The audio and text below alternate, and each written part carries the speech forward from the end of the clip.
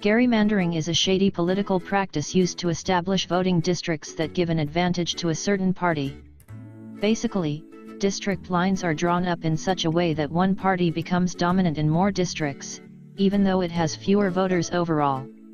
The practice was first used by Patrick Henry, leader of the Anti-Federalist Party, founding father, and the man remembered for allegedly saying, "Give me liberty or give me death."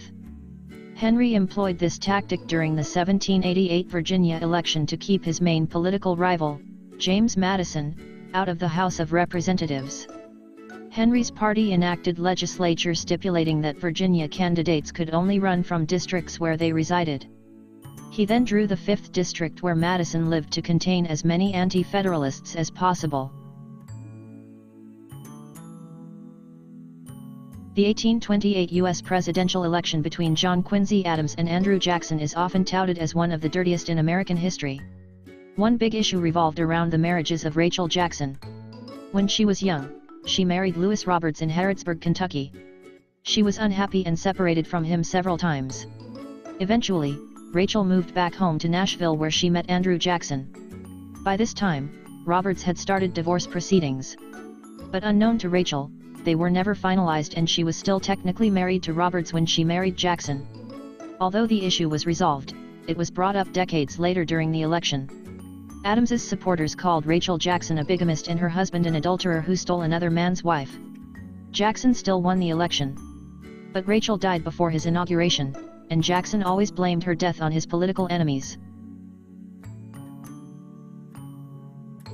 Sir John A. Macdonald, the first Prime Minister of Canada, served in that office for 19 years.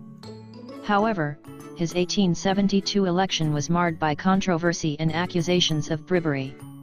In 1871, British Columbia agreed to become part of the Canadian Confederation. That agreement included the government building a rail network that connected British Columbia with the other provinces. Macdonald awarded this massive contract to a syndicate led by Montreal entrepreneur Hugh Allen. Liberals broke the news that Allen had donated over $350,000 to Macdonald's election campaign. Furthermore, they recovered several compromising letters stating outright that the money was in exchange for the Canadian Pacific Railway contract. This became the first political scandal in Canada's history. A few months later, Macdonald had to resign. It didn't affect him too much, though. Macdonald was elected Prime Minister again in 1878 and stayed in power until his death in 1891.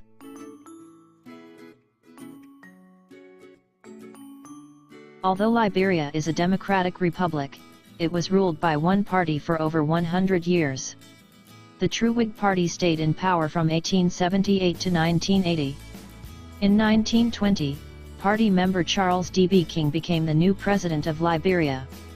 7 years later, he competed in a presidential election against Thomas Faulkner. As expected, King won in a landslide. He received 235,000 votes while his opponent secured a meager 9,000 votes. There was just one problem: Liberia only had 15,000 eligible voters. To say that the rigged election was overkill is an understatement. In 1982, Guinness World Records recognized the 1927 Liberian election as the most fraudulent election in history. Instead of contesting the election, Faulkner accused King of something much worse: government-sanctioned slave labor. The scandal suspended U.S.-Liberian relations and was investigated by the League of Nations. In 1930, King and many other political leaders were forced to resign.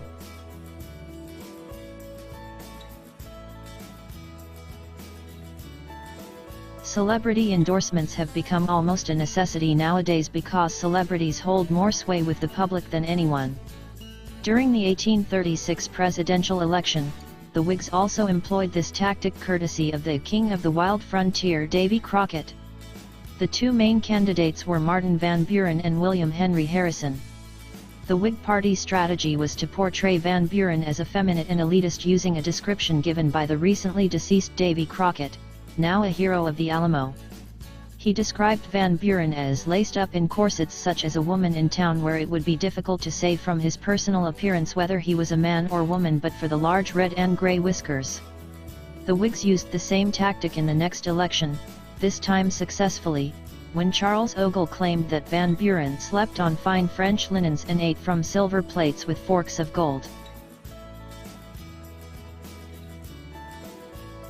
When it comes to professional mudslinging, nobody can top Lyndon B. Johnson. During the 1964 presidential election, he had a special group of White House insiders informally known as the 5 O'Clock Club, whose main goal was finding new ways of smearing Republican candidate Barry Goldwater. Their main tactic was to portray Goldwater as a dangerous radical willing to start a nuclear war with the Soviet Union. They called him Dr. Strangewater and organized a very unscientific but effective study where over 1,000 psychiatrists deemed Goldwater psychologically unfit to be president. Their most successful tactic was the Daisy ad, an infamous political commercial that only ran once yet had a huge influence. It showed a little girl counting flower petals. But when the count reached 9, the voice changed to that of a man counting down. The ad ended with a mushroom cloud reflected in the girl's eyes when the counter reached 0.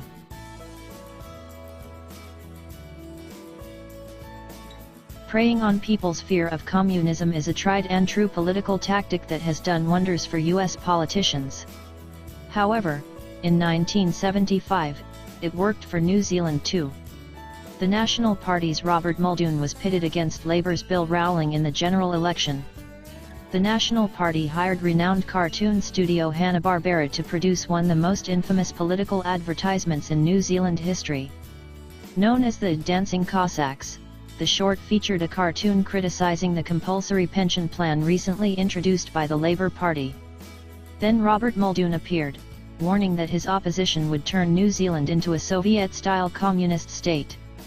Although the Dancing Cossacks only appeared on TV twice, the ad did the trick and Muldoon won the election. Sometimes, all you need to win an election is the right name. The Bob Casey name has been a mainstay in Pennsylvania politics for decades. Robert Casey Sr. served as Pennsylvania governor, state senator, and state auditor general. His son Robert Casey Jr. is currently serving as a U.S. senator. In 1976, Bob Casey Sr. finished his second term as auditor general.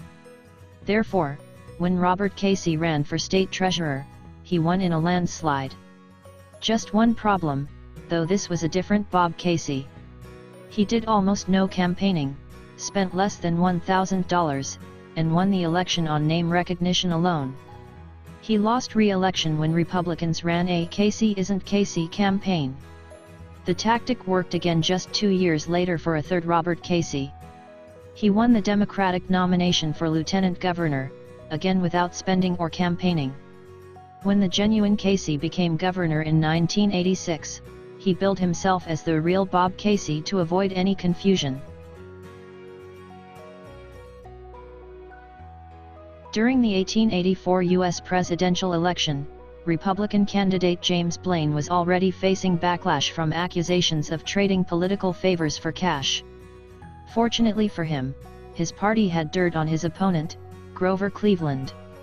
10 years earlier, Cleveland had had a relationship with a woman named Maria Halpin which may have resulted in an illegitimate child. According to Cleveland, Halpin had had relations with several men and was unsure that the baby was his.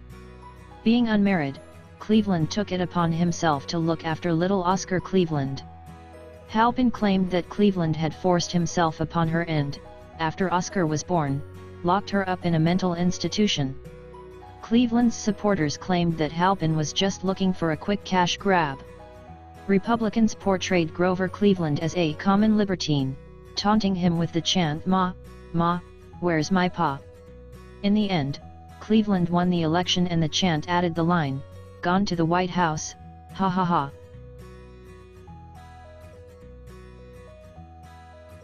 William Hale Big Bill Thompson ranks among the most corrupt politicians in U.S. history, primarily due to his 3 terms as mayor of Chicago while associating with mobsters like Al Capone.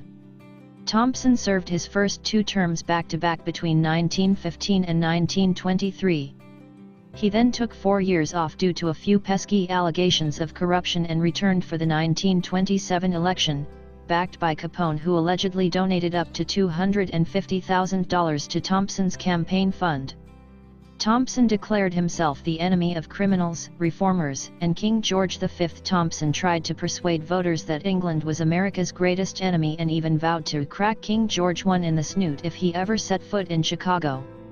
Thompson's most bizarre moment came when he debated two live rats, Dill and Fred, that symbolized his opponents. This proved popular with the crowd, so Big Bill continued to carry the rats on the election trail.